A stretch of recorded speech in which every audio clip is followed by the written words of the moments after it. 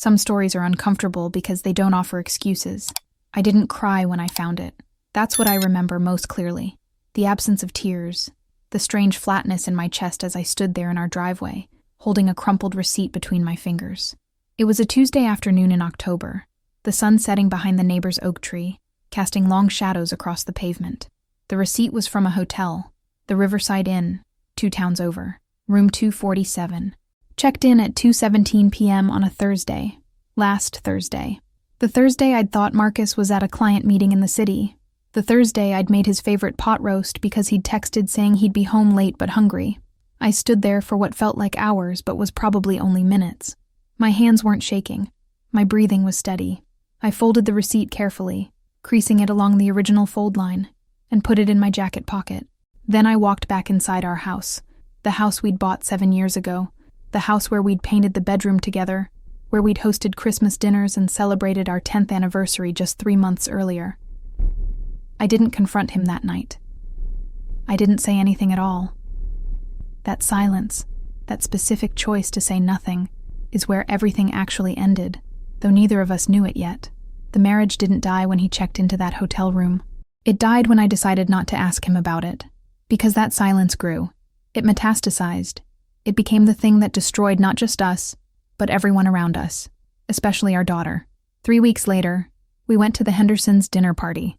Marcus had been pleased when the invitation arrived. David Henderson was his most important client, hosting an intimate dinner for select colleagues. I'd bought a new navy dress.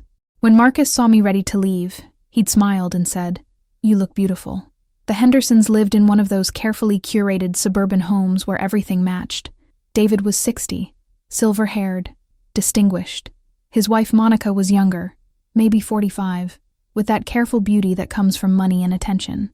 There were 8 guests total, expensive wine, easy conversation about vacations and restaurant recommendations.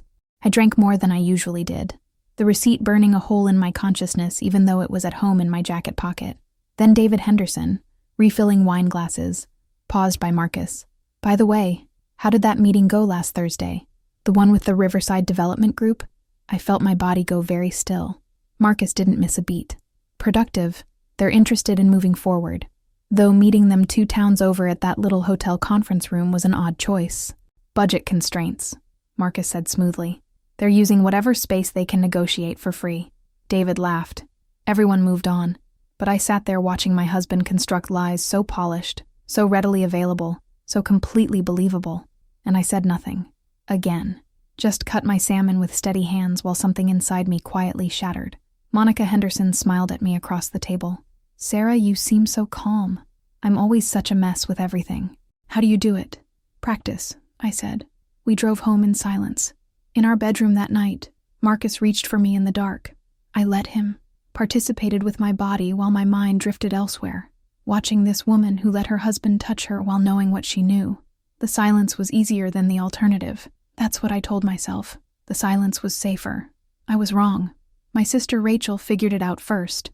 She'd called repeatedly after I'd mentioned finding the receipt. Finally, she showed up at my house on a Tuesday afternoon. "You haven't confronted him yet, have you?" "No. Sarah, it's been a month.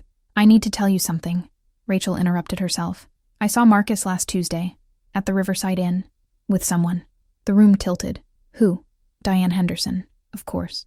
Of course it was Diane Henderson, who'd called me calm at her dinner party while sleeping with my husband. That night, when Marcus came home, I was waiting in the living room. "I want a divorce." He stopped in the doorway. "What? Where is this coming from?" "I know about Diane." The color drained from his face. He tried to deny it, tried to explain. I walked upstairs and locked myself in the guest room, where I'd been sleeping most nights anyway. 3 days later, we sat Emma down, our 13-year-old daughter, who'd been asking for weeks why we didn't talk anymore, why the house felt different. "We're separating," I said. Emma looked at her father.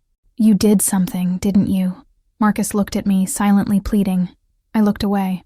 "I was unfaithful to your mother," he said quietly. Emma's face crumpled. Not a soft crying, but a body-racking sobbing that made me understand, for the first time, the true cost of my silence. Not just to me, but to her. I'd known for 5 weeks. 5 weeks Emma had lived in a house filled with tension she couldn't understand, asking questions no one would answer, watching her parents become strangers. Marcus moved out that weekend, and that's when the real consequences began. The gossip reached Emma's middle school within a week. She came home on a Wednesday afternoon, slammed her backpack on the kitchen table, and looked at me with red, swollen eyes. Madison's mom told her about Dad and Mrs. Henderson. My stomach dropped. Emma, now everyone knows. Everyone at school knows my dad cheated. They were whispering about it at lunch, pointing at me. I pulled her into my arms, but she was stiff, resistant. Madison asked if you knew and just let it happen. She asked if that's why you seemed so weird at the fall festival, like you were not really there. She said her mom said you must have known because wives always know. The accusation hung in the air. Because Madison's mom was right. I had known. For 5 weeks, I'd known and said nothing. I'd gone to Emma's fall festival and smiled and chatted with other parents while carrying that knowledge inside me like poison. I'm sorry, I whispered. Why didn't you tell me something was wrong? Why did you let me think everything was fine when it wasn't? I was trying to protect you. By lying to me? By letting me find out from Madison's mom? Her voice cracked. Do you know what that's like? Having everyone know your family is broken before you even understand why?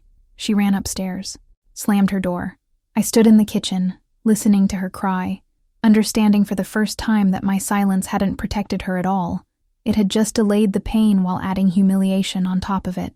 That night, I got a text from another mom in Emma's class, someone I barely knew.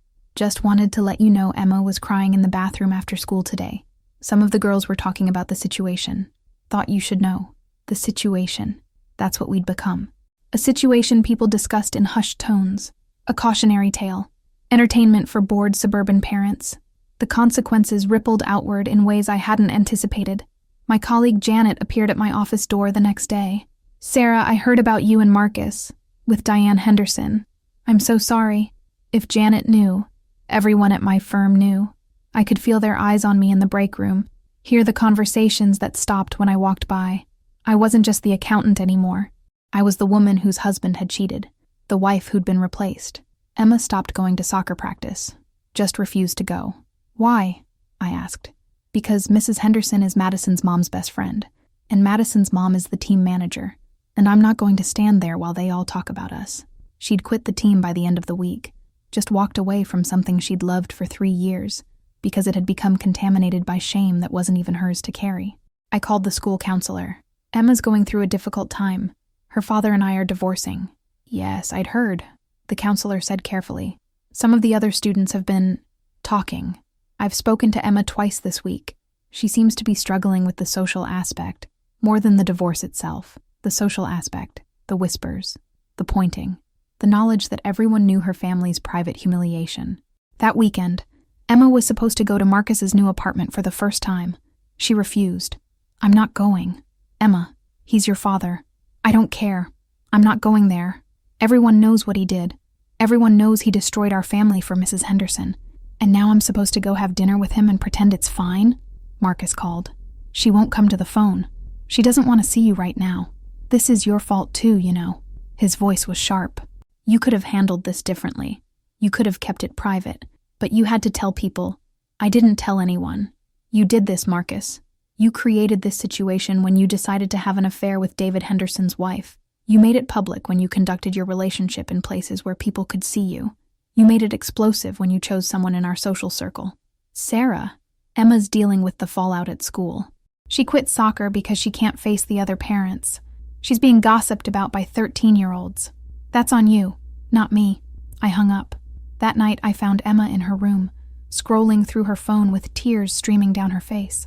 What's wrong? She showed me. Someone had created a group chat. She wasn't even in it, but a friend had screenshotted it for her. Middle school girls discussing the drama about Emma's dad and Mrs. Henderson, speculating about details, making jokes. They're laughing about it, Emma whispered. They're laughing about our family falling apart. I reported it to the school. The principal gave a talk about cyberbullying. Nothing changed. The damage was done. I took Emma to a therapist 3 weeks after Marcus moved out. Dr. Martinez was in her 40s, gentle but direct. I sat in the waiting room during that first session, staring at parenting magazines without seeing them. When Emma came out, her eyes were red, but her face was calm. How was it? I asked in the car. Fine. We drove in silence for a few minutes. Then Emma said, Dr. Martinez asked me if I was angry with you. My hands tightened on the steering wheel. What did you say? I said yes. I said I was angry that you knew Dad was cheating and didn't tell me. That you let me keep thinking everything was normal when it wasn't. The words landed like physical blows. Emma, she said that's okay. That I'm allowed to be angry with both of you. That you made choices too. And some of those choices affected me. We pulled into our driveway. Sat there in the car. She's right, I said quietly. I did make choices. I found out your dad was having an affair and I didn't confront him. I let weeks go by. I let you live in that house, feeling the tension, asking questions I wouldn't answer. I thought I was protecting you, but I was really just frozen, too scared to make it real by saying it out loud. Were you ever going to tell me? I don't know. Maybe not. Maybe I would have just kept pretending until I don't know what. Emma looked at me. Dr. Martinez said sometimes parents make mistakes because they're hurting too. She said you probably didn't know what to do. I didn't. I still don't. Most of the time. Yeah, Emma said softly. Me neither. We went inside. Emma went straight to her room. I stood in the kitchen, finally understanding what my own therapist, Dr. Chen, had been trying to tell me. My silence hadn't been neutral. It had been a choice that affected everyone, especially Emma. I'd been so focused on Marcus's betrayal that I hadn't seen my own failure. Not the failure to keep him faithful, but the failure to act once I knew, to give Emma honest answers, to treat her like someone strong enough to handle hard truths. The divorce took 8 months to finalize. 8 months of lawyers and mediators and dividing up 15 years of marriage into neat categories. But the legal process was nothing compared to the emotional aftermath that stretched on and on. Emma refused to stay overnight at Marcus's apartment for 3 months. The custody arrangement we'd agreed to fell apart immediately. We ended up in mediation, sitting in a sterile office while Emma waited in another room. Your daughter is clearly struggling, the mediator said. But Mr. Marcus has a right to maintain his relationship with her. He damaged that relationship, I said. That's not my fault. Marcus leaned forward. You could encourage her. You could tell her it's okay to see me. I'm not going to lie to her. I'm not going to tell her things are okay when they're not. You're poisoning her against me. No, Marcus. You did that yourself when you chose to have an affair with someone in our social circle. When you made our private life public gossip. When you humiliated her in front of her entire school. Eventually we agreed. Emma would have dinner with Marcus once a week in a public place. No overnight visits until she was ready. Marcus looked defeated. Emma, waiting in the other room, looked exhausted. That night, she asked me, "Do you think I'm being unfair to Dad?" "No. I think you're protecting yourself. That's not unfair. Madison's mom said I should forgive him, that he made a mistake, but he's still my dad. Madison's mom should mind her own business." Emma almost smiled. Then, "Do you think you'll ever forgive him?" I thought about it. Really thought about it. I don't know. Right now I'm less angry about what he did to me and more angry about what he did to you. About how his choices are affecting your life every single day. Dr. Martinez says forgiveness is for me, not for him. That I don't have to forgive him to move on. Dr. Martinez is right. But moving on proved harder than either of us anticipated. Emma's grades dropped. She developed anxiety about going to school. Some mornings she'd stand in front of her closet, frozen, unable to choose what to wear because she was terrified of what people would say, what they'd notice, how they'd judge her. What if I wear the wrong thing and someone makes a comment about it being connected to Dad? She asked one morning, her voice breaking. Honey, your clothes have nothing to do with what happened, but they'll make it about that. They make everything about that. She was right. One of her classmates had commented on Emma's new haircut. Trying to look different now that your family fell apart? Another had asked if she was okay when Emma seemed tired. Are you having trouble sleeping at home? My mom says divorce kids always do. Every interaction became loaded with potential humiliation. Every question from a classmate carried the subtext of her parents' scandal. Emma stopped volunteering answers in class, stopped raising her hand, made herself smaller and quieter, trying not to attract attention that might circle back to her family's situation. I watched my outgoing, confident daughter shrink into someone afraid of being seen. 6 months after Marcus moved out, I ran into Diane at the grocery store. She was alone, examining produce. She looked different, thinner, older, tired. When she saw me, her face went pale. Sarah. I nodded, kept walking. Wait, she followed me. Please, can I talk to you? I stopped, turned. What could you possibly have to say to me? I'm sorry. I know that doesn't mean anything, but I'm sorry. I never wanted to hurt Emma. But you did. You hurt her. She quit soccer because she couldn't face the other parents. She's in therapy. She developed anxiety about going to school. She has trust issues that will probably last years. And you're sorry? Diane's eyes filled with tears. David won't let me see my sons. They won't take my calls. My younger son, he's home from college and he won't even look at me. Good, I said. The word came out harsh, sharp. Maybe you should feel exactly as bad as Emma feels. Maybe you should understand what it's like to have your children look at you differently. Marcus and I broke up, she said quietly, 2 months ago. It turned out we didn't actually have that much in common once we could be together openly. I stared at her. You destroyed 2 families for something that lasted 4 months after you went public? I know how it sounds. No, I don't think you do. Because it sounds like you and Marcus had an exciting secret affair that made you feel alive, and you didn't care who got hurt in the process. And then when it became real life, grocery shopping and bills and ordinary existence, you realized you'd traded everything for nothing. Diane was crying openly now.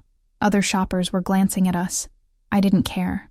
My daughter is 14 years old and she's been gossiped about, pointed at, and humiliated because of choices you and my husband made. She has panic attacks before school. She checks herself constantly, terrified someone will make another comment connecting her appearance to our family situation. She's seeing a therapist twice a week. And you're standing here crying because your affair didn't work out, and your sons won't talk to you. You want me to feel sorry for you? No, Diane whispered. I just wanted you to know I'm sorry.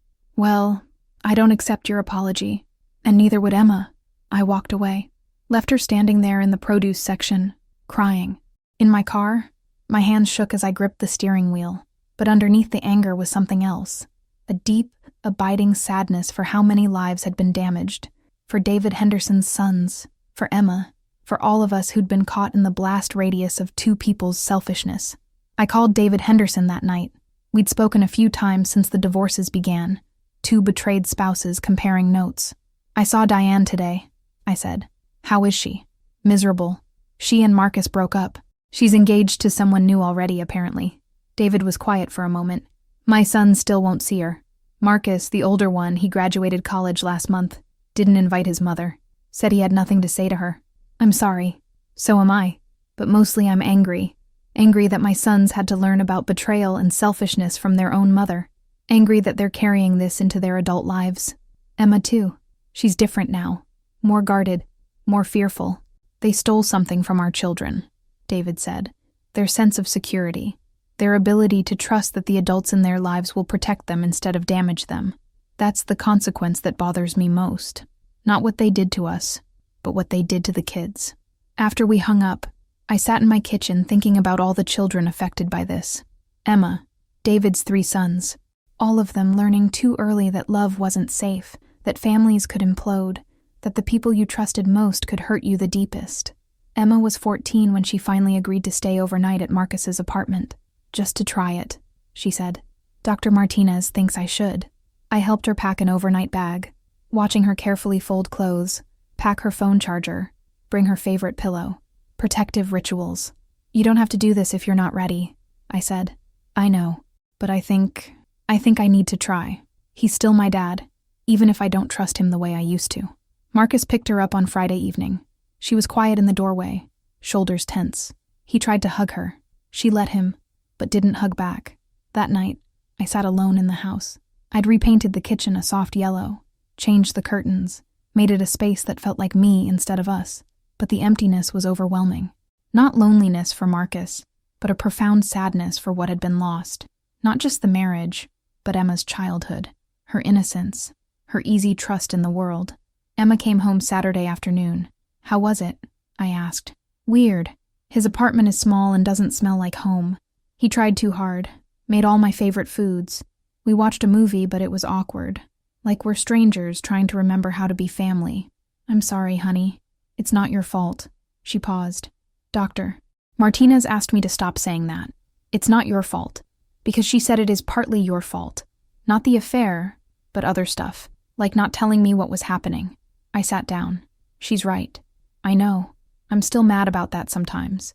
That you knew and didn't tell me. That I had to hear about it from other kids. That I went to school every day for weeks not knowing everyone was about to find out and judge me for it. I was wrong. I was scared and confused and I handled it badly. I'm sorry I put you through that. Dr. Martinez says you were doing the best you could. Maybe, but my best wasn't good enough. I should have told you the truth when you asked why we weren't talking. I should have prepared you instead of letting you be blindsided. Emma nodded. Do you hate Dad? No. I'm angry about the consequences, about what this did to you especially. But hate? No. I mostly just feel sad about all of it, about how much was destroyed for something that wasn't even real. Diane's engaged, Emma said suddenly. Madison told me. To someone new. Already. I absorbed this information. Less than a year after the affair ended, Diane had moved on, found someone else, was building a new life while the rest of us were still sorting through the wreckage of the old one. How do you feel about that? I asked. Like it was all for nothing. Like our families exploded and she just moves on. Gets to be happy while Madison's parents are divorced and Dad is alone in his sad apartment and you're... She stopped. And I'm what? Different. Quieter. You smile, but it's not the same smile as before. And I'm... She looked down. I'm broken in ways I don't know how to fix. My heart shattered. You're not broken, Emma. Yes, I am. I can't trust people anymore. I question everything. When friends don't text back right away, I think they're talking about me. When teachers ask me to stay after class, I panic that they're going to bring up my family. I'm always waiting for the next thing to fall apart. I pulled her close. She was taller now, almost my height. But in that moment, she felt small and fragile and impossibly young to carry such weight. That's trauma, honey. That's what trauma does. It makes you vigilant. It makes you expect disaster. But it doesn't mean you're broken beyond repair. It means you're healing from something that never should have happened to you. Does it get better? I don't know. I hope so. I think so. But slowly. Very slowly. 18 months after I found the receipt, Marcus called and asked to meet. We sat in a downtown cafe. While he told me he and Diane had broken up months ago, that he understood now what he'd lost, that he was sorry. Your regret doesn't change anything, I said. Emma still has anxiety attacks before school. She still questions whether people are talking about her. She still can't trust easily. David Henderson's sons still won't speak to their mother. Your understanding of your own mistakes doesn't undo the damage. What do I do?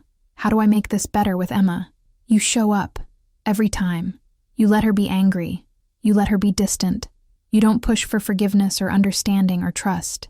You earn it back slowly, over years. You prove through consistency that you're someone she can count on again. And even then, it might never be what it was before. And with you?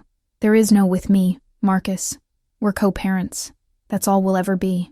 I destroyed everything for nothing, he said quietly. The affair was exciting, but it wasn't real. It was just an escape from ordinary life. And when it became ordinary, it fell apart. I traded my family for a fantasy. Yes, I said. You did. And now Emma is paying for that choice every single day. I left him sitting there and drove home. The receipt was still in a drawer in my bedroom. I took it out that night, studying it like an artifact from another life. Room 247, 15673. The piece of paper that had started everything. Except it hadn't started anything. It had just been evidence of something already in motion. Marcus's affair, my silence, a cascade of choices that had affected not just us, but Emma, David Henderson, his sons, our friends, Emma's classmates.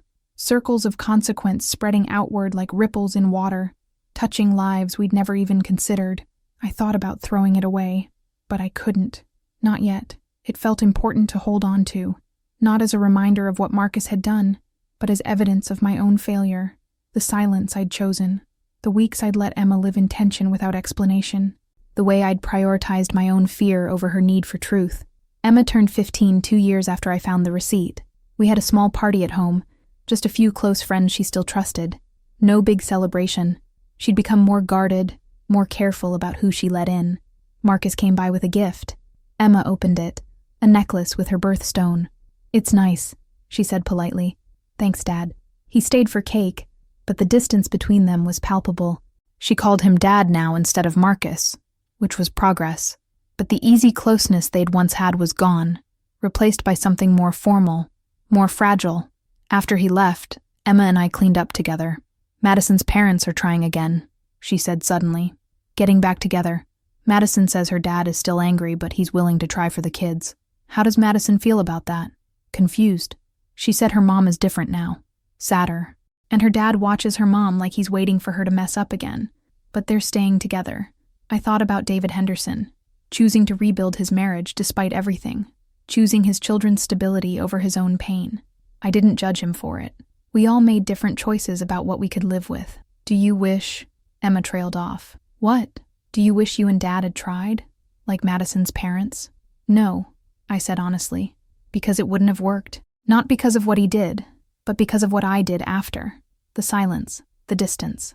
By the time we talked about it, there was nothing left to save. Emma nodded. Dr. Martinez says something similar, that sometimes the betrayal isn't just the affair, but how everyone responds to it, that the silence can be as damaging as the secret. She's right. That night, after Emma went to bed, I sat in my kitchen with a cup of tea. The house was quiet, peaceful. I'd built a life here, smaller than before, but mine. I had my painting classes, my book club, my job, my daughter, who was slowly, painfully healing, but the consequences were still everywhere. In Emma's therapy appointments twice a week, in the way she flinched when someone asked about her family, in the panic attacks she still had before school sometimes, in her inability to trust easily, to let people in, to believe that good things could last. Marcus had his consequences too. Emma tolerated him, but didn't trust him. Their relationship was cordial, but cold. He'd lost his daughter's uncomplicated love, and he'd never get it back. Not really. Diane had moved on, engaged to someone new, but her sons wouldn't speak to her. That consequence wouldn't fade just because she'd found someone else. David Henderson was rebuilding his marriage, but it was damaged beyond repair. His sons had learned about betrayal from their mother. That lesson would shape their own relationships for years to come. And I carried my own consequences. The shame of knowing I'd handled everything wrong, that I'd let fear paralyze me, that I'd chosen silence when Emma had needed truth, that I'd protected myself at her expense. The affair had lasted 8 months. The consequences would last forever. 3 years after finding the receipt, I took the receipt out of the drawer one last time. Emma was 16 now. She'd started driving. Had a boyfriend. A quiet, kind boy who treated her well and didn't push when she needed space. She was still in therapy, still working through trust issues, but she was better, stronger, more herself. But she was also different, more guarded, more cautious. She studied people's faces when they spoke, looking for lies. She questioned motives. She kept parts of herself protected, walled off where no one could reach them. I don't think I'll ever be able to trust someone completely, she'd said to me recently. Not the way I used to trust people before everything happened. That part of me is just gone. And she was right. The Emma who'd existed before that November when Marcus moved out, that trusting, open, confident girl, was gone. Replaced by someone more careful, more suspicious, forever changed by watching her family implode. That was the real consequence. Not the divorce itself, but what it had stolen from her. Her sense of security, her belief that people who loved you wouldn't hurt you, her ability to trust without reservation. Marcus had stolen that with his affair. I had stolen that with my silence. I held the receipt in my hands one last time, then tore it into small pieces, threw them away. I didn't need it anymore. The evidence of what had happened was written all over Emma's life, all over my life, all over everyone who'd been touched by those 8 months of selfishness and 5 weeks of cowardice. The ending hadn't been dramatic. No explosions, no screaming matches, just a slow dissolution from before to after, from whole to broken to something new that carried the scars of everything that came before. Emma would carry those scars into every relationship she ever had. She'd question, she'd doubt, she'd protect herself, because she'd learned that even people who promised to protect you could be the ones who hurt you most. And she'd learned that lesson from both her father and her mother, from his betrayal and my silence. That night, Emma came into the kitchen where I was sitting. "Mom, you okay?" "Yeah, honey. Just thinking. About Dad? About everything. About all the choices that brought us here." She sat beside me. "Dr. Martinez says we can't change the past. We can only deal with what it left us with." She's right. She also says that you did the best you could, that no one teaches you how to handle finding out your husband is cheating, that there's no playbook for that. Maybe, but I still wish I'd done better. For you, especially. Emma leaned her head on my shoulder. "I'm getting there. With forgiving everyone. It's just slow. I know." We sat there together in the quiet kitchen. 2 people rebuilding their lives from fragments. The ending wasn't clean. Wasn't satisfying. Wasn't redemptive. Just a slow fade from before to after. From whole to broken to something new that wasn't quite either. Some endings don't explode. They just fade. And the silence that came before the ending? That fades too, eventually. But what it leaves behind, the damage, the scars, the consequences, that stays forever. See you in the next video.